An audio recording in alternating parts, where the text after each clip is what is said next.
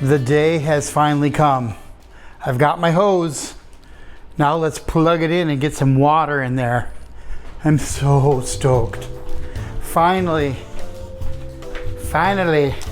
So this is my RODi unit. I will talk about this later, but let's plug this right in. There's the outlet to make clean water. And then let's run this hose right into the tank. Oh, do I have enough? I do. I have just enough. Austin, are you excited? We're putting water in? So I'm going to put this, we'll run it right through here, and then we'll clamp this off so that it's not coming out. Let's put it down in there a ways. This is what the AV guy does. Tape down so people coming in from the garage won't trip. That's me. Okay, so this is my water station. This is my RODi unit, which means reverse osmosis deionized. So basically, it's sending your tap water through a series of filters and a membrane to get all the tiniest particulates out to make it the purest, cleanest water that you can have. And then you add your salt to it.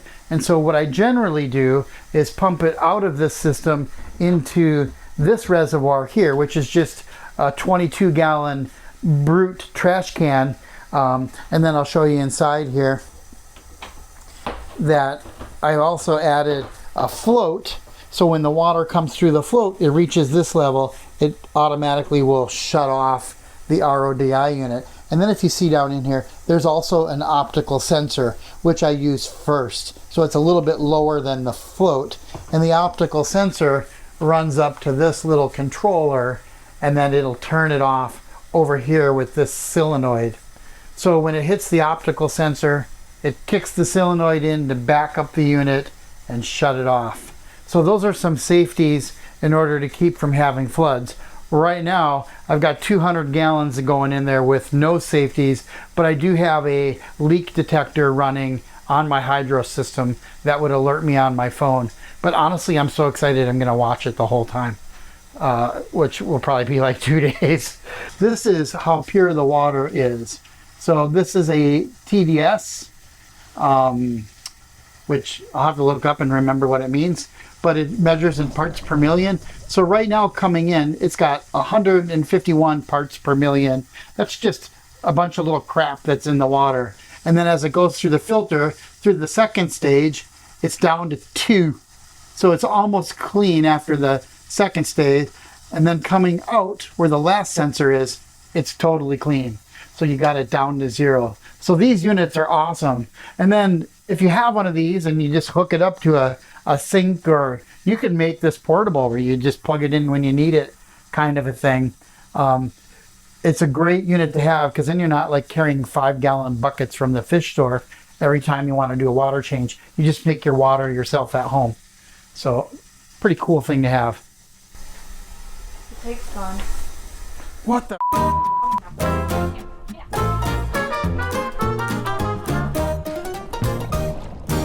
All right, here's the exciting part.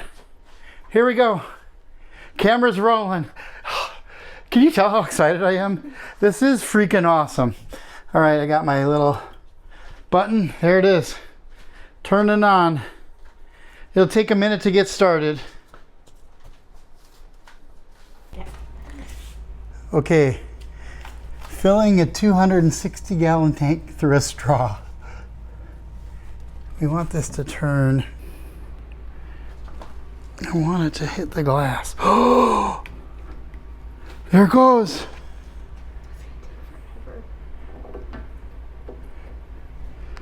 Okay.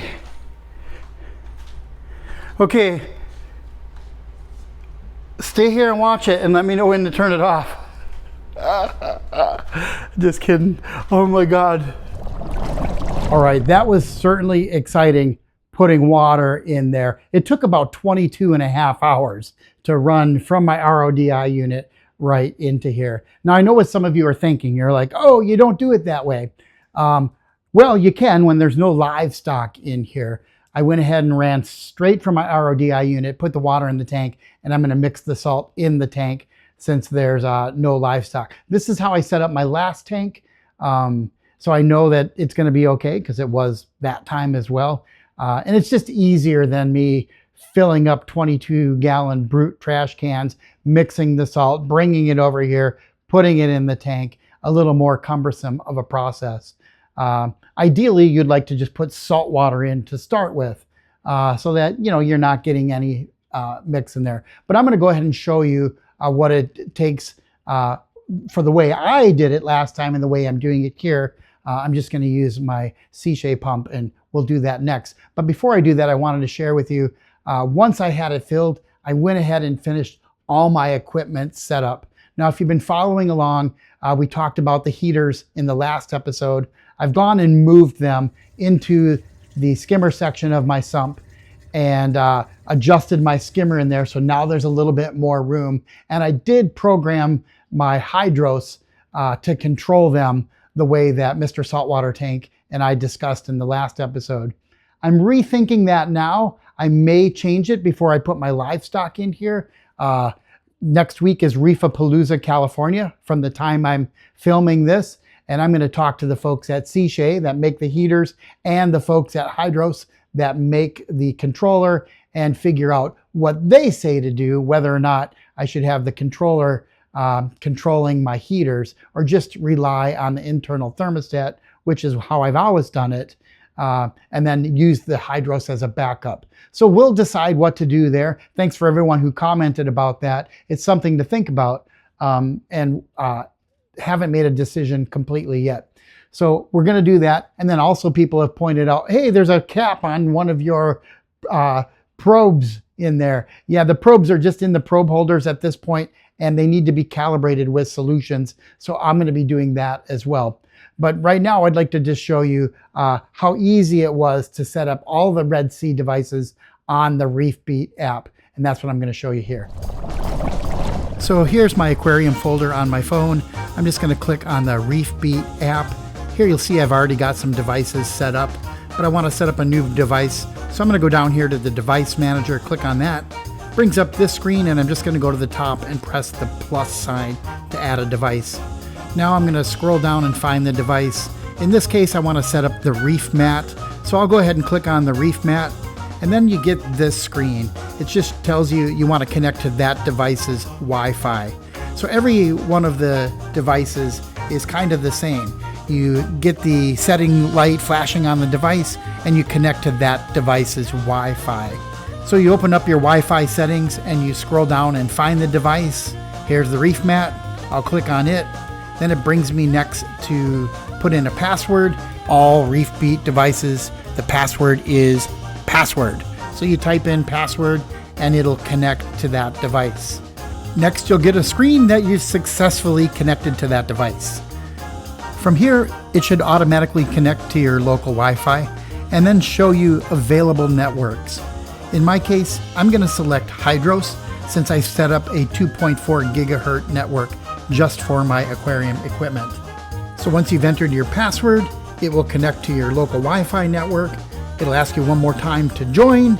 Click on join, and then it will go to the internet and connect to the services, do any firmware updates, and then you'll get rock on. You're all set. Now click done, and your device is now set up in the ReefBeat app. Now you can go in and tweak it. So you're going to select here, in my case, the Reef Mat 1200. Then I got some options here. The drive unit on the left or the right. Mine's on the right, so I'll select that. Then it's going to ask me the number of days alert I want for my roll. I'll change it to 7. Click next. So you just follow the wizards. Oh look, there's a storm in my area. Popped up on my phone. Let's get rid of that. And now the next screen is the roll. What roll do you have? I've got a full row. I'll just select the default, hit the next, and now I'm done. my Reef Mat's all set up, I can explore the options inside the Reef Mat.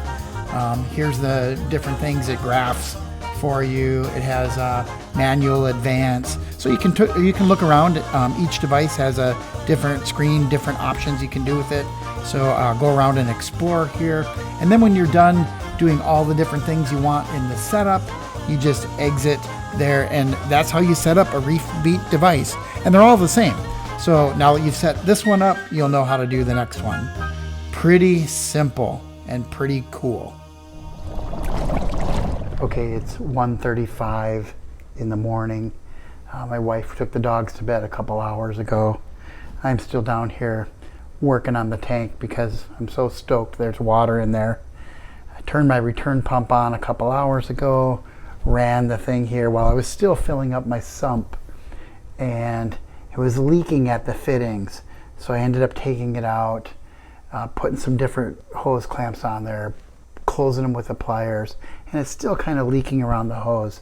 And I don't know if it's because of the kind of hose I'm using that I bought at Lowe's. I think it's not really malleable, and so the little ribs on the fitting, it's just not sealing.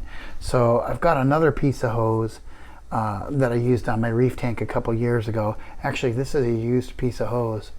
I must have swapped it out because of the length or something. Okay, here we go.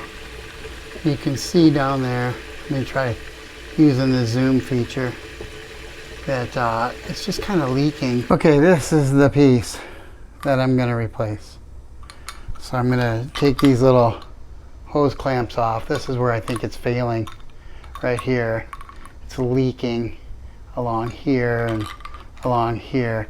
There's ribs to do a larger hose, but I'm going to take this hose off and put on that softer black hose I showed you a minute ago, this one here, and see if I can tighten it up better and see if it doesn't leak. I'm back, and I made a new hose. So I got this 6 inches, and I came over the fittings a little further with the heat gun. Hopefully that will seal it. And then I pinched it as tight as I could with these hose clamps. I don't know if this is gonna work, but I'm getting tired. Let's put it on and fire up the pump, see what we have.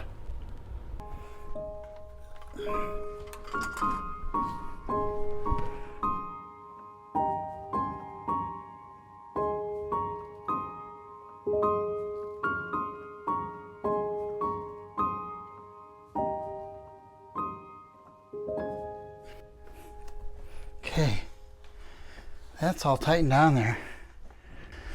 All right, that took a bit of effort. It's now 2:20 a.m. since I've been looking for tools and getting out heat guns. Sorry I didn't video all that, but it's just basically getting that hose to fit over those fittings tightly. So let's see if it works. Let's fire up this pump. So I'll open my ReefBeat app here. I'll go ahead and record my screen on my ReefBeat app so you can see what that looks like. So here I am. I'll go to the home screen first. Here's the home screen, so you can see all my devices. Down here's my pump. I'm going to get pump 1, that's my return pump. I think I can rename that. And then let's just hit on, toggle it on.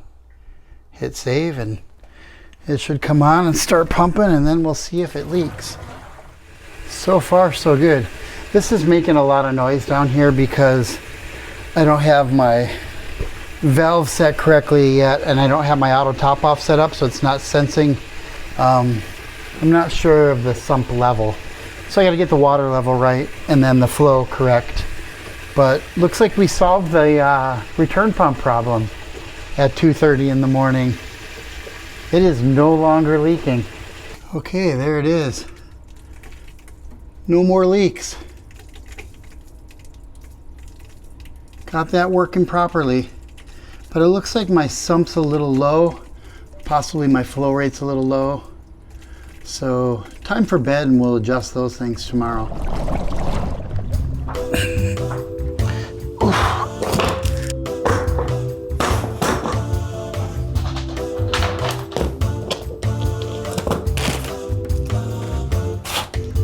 So now it's time to make my water salty.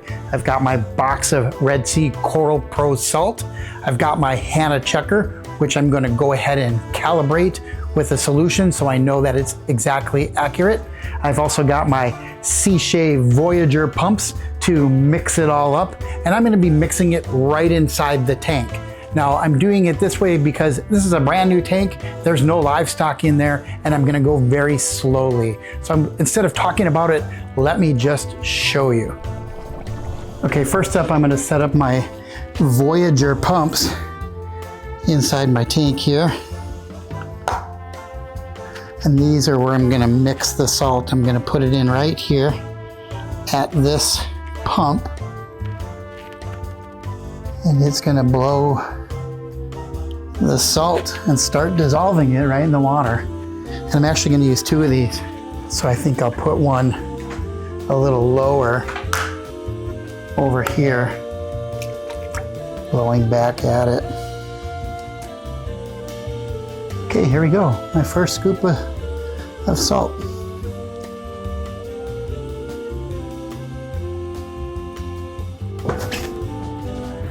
So another thing I can do is maybe even increase the flow from my return pump.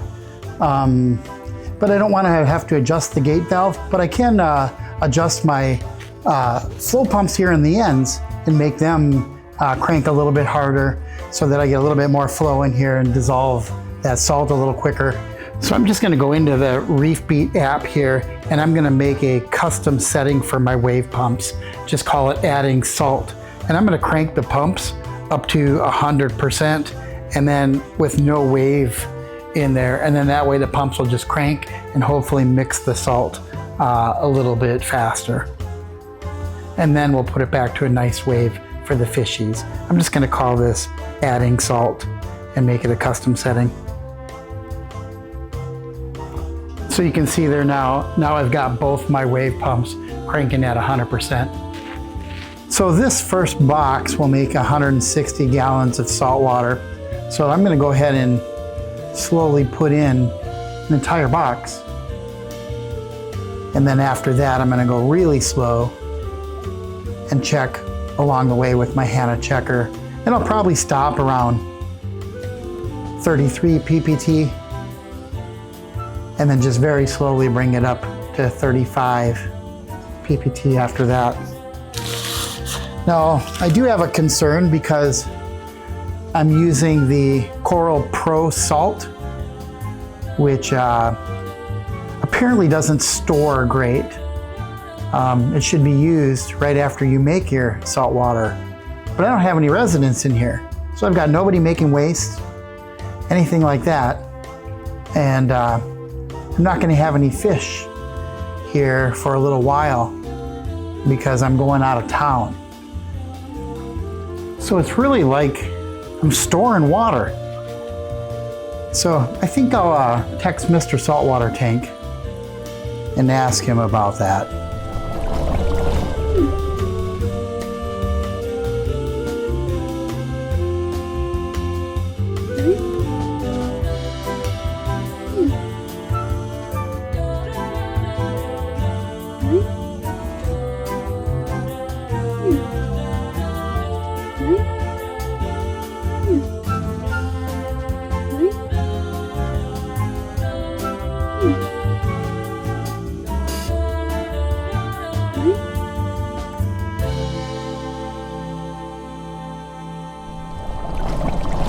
So apparently there's really no concerns, even though I use the Red Sea Coral Pro Salt, and they say don't store it for any length of time. This isn't really storing it, it's running through the system. I've got my roller mat running. I think the biggest concern is because it has higher levels of alkalinity and calcium. That's good for corals. I'm not even gonna put corals in here, so if those drop, it's not a big deal.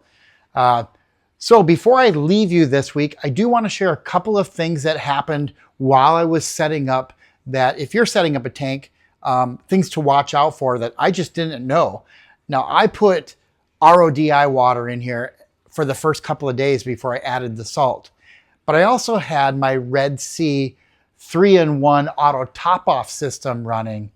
And I turned it on thinking that when it would hit the sensors that it would shut off. I turned it on manually, but the sensor is a titanium probe that works off conductivity only in salt water.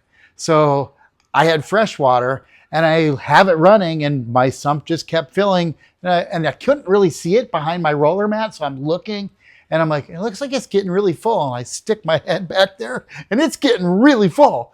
So it didn't shut off automatically when it hit the sensor because no conductivity with the fresh water.